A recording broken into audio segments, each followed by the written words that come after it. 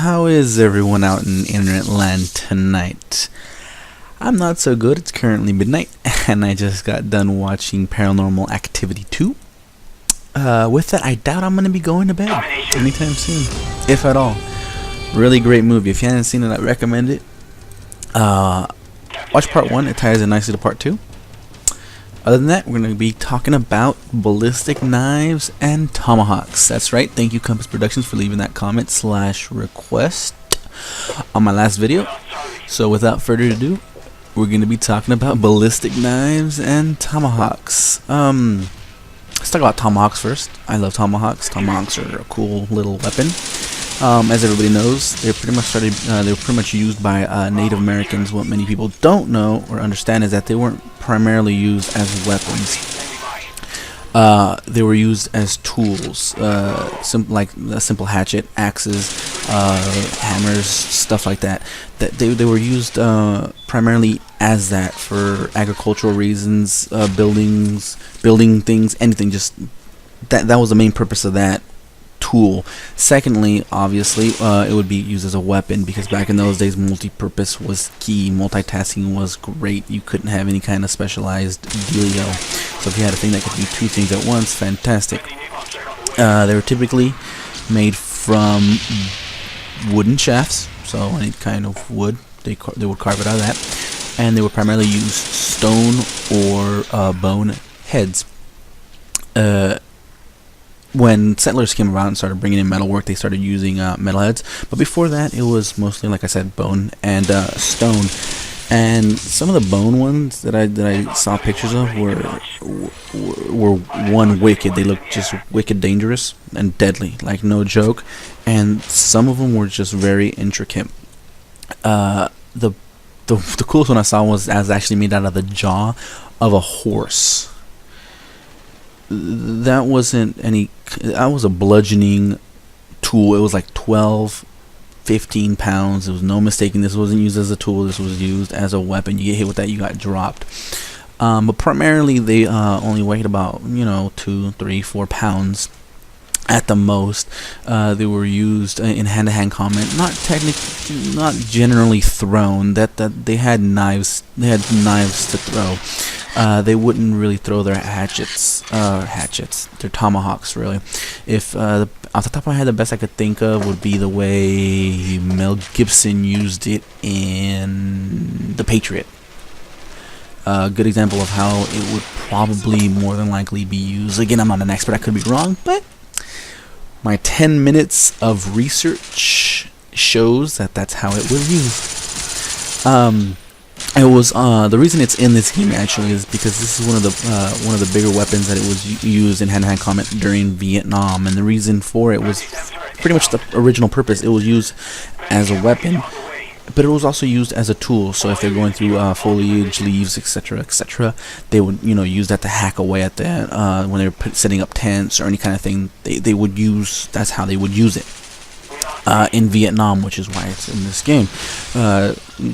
Curiously, it's kind of a resurgence as of late overseas.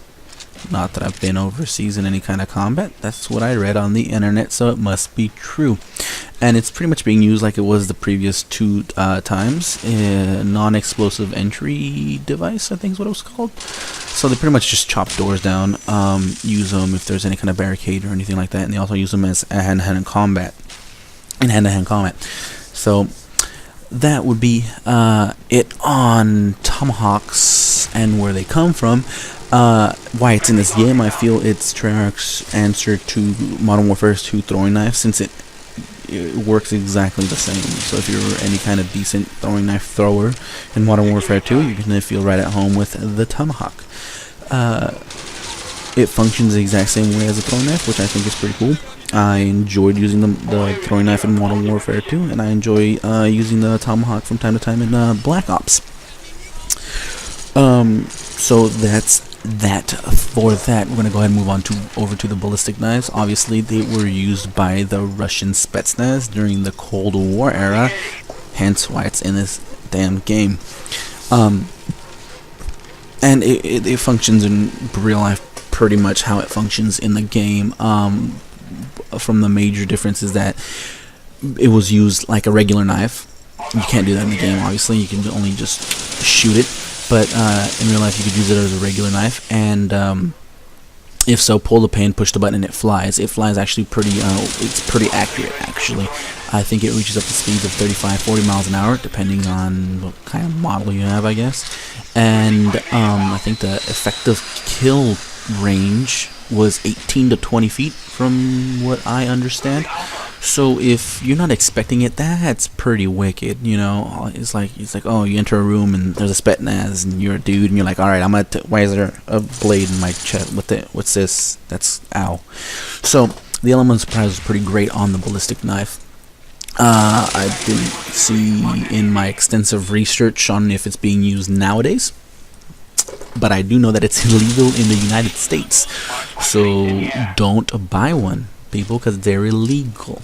If you're gonna buy one, don't show it off, because you'll get in trouble. If you want to show it off, don't show it off to a cop, because you will get arrested. So there you go. They're illegal, people. Don't use them. They're pretty cool weapons, but they're weapons, you know. So that was that for that. So again, thank you, Compass Productions, for your contribution. I hope I did your vague topic justice. And if anybody, like I said before, if anybody wants me to talk about anything in particular, anything at all, let me know. Leave a comment down below or up above, wherever you prefer. Just leave a comment, no big deal, about what you guys want me to talk about, and I'll do my best to do it justice. I also do game reviews on the side, so if you guys want me to do some sort of video game review, shoot me the title and I'll see what I could do. No AAA games though. I don't do Black Ops reviews, and you know, I'm not gonna do Halo Reach reviews, Killzone 3 reviews, and no AAA games. I won't do that. I'm gonna do it on underappreciated or underperforming games, because I feel like there's a lot of games that are being missed out because those AAA games are taking up a lot of people's times. So if you have a video game like that in mind, let me know, and I'll go ahead and put it on my GameFly list. Other than that, I hope you guys enjoyed. If not, let me know what I can do to make it more enjoyable for you guys. And toodles.